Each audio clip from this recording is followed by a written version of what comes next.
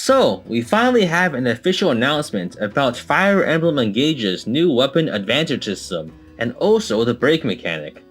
In short, the standard weapon triangle of swords over axes over lances over swords will be returning, but there is also an additional, independent, one-way advantage system of martial arts over daggers, tomes, and bows. So, there is no second weapon triangle as some have previously theorized, but rather just additional weaknesses for ranged weapons. And I think this is a pretty interesting way of doing things. It confers a much needed disadvantage of using ranged weapons, especially ones that have natural 1-2 range like tomes.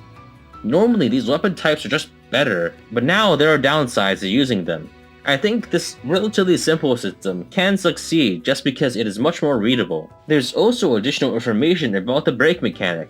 When you initiate an attack with weapon advantage, such as with swords over axes, your opponents will not be able to counterattack for this turn and also for the next combat action. As we can judge from previous game footage, it is not likely for retaliations to be able to trigger breaks. It seems that the duration of this effect will be for the current battle and also the next one. I'm assuming that this only counts for the current turn.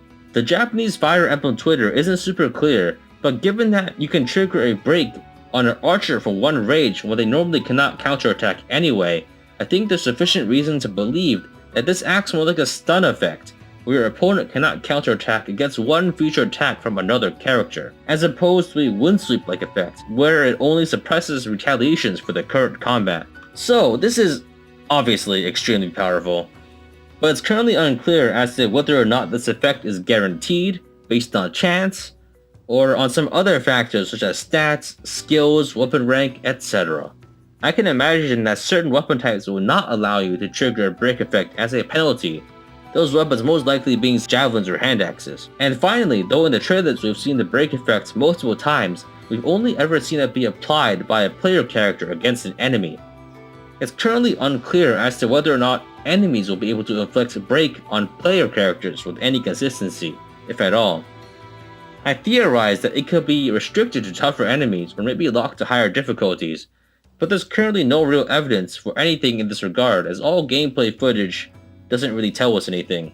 This break mechanic has potential to make Fire Emblem Engage's gameplay less reliant on having big numbers, because it will now be more difficult to overcome enemy formations with just one high-level guy, the perennial, eternal problem that this game series has always had. And this is because potential enemy breaks are ever-present and possibly deadly. This also adds additional uses for weaker characters, as a break will be free chip damage and could be used by anyone with advantage. Obviously, this is just talk, and the execution of the mechanic will determine how fun it really is, but I think adding more deterministic effects to the weapon triangle is a pretty bold step for Fire Emblem design. Most of the time, the main benefit for using the weapon triangle is accuracy, which is not deterministic, and a few points of damage, which often doesn't make much of a difference. But this break mechanic will introduce an inherent weakness to all characters, and I think the game is at its best when you're constantly being kept on your toes. I would compare this mechanic to something like your enemies constantly having hammers or armor slayers. The payoff isn't being instantly killed though this time, but it's significant enough to need to think about in nearly every circumstance. Anyway, what do you think? Do you think that this weapon advantage system is too simple or too complicated? Do you think the break mechanic will be comically overpowered in the hands of the player, or extremely annoying in the hands of the enemy? Anyway, let me know in the comments. Please remember to like and subscribe, and see you next time.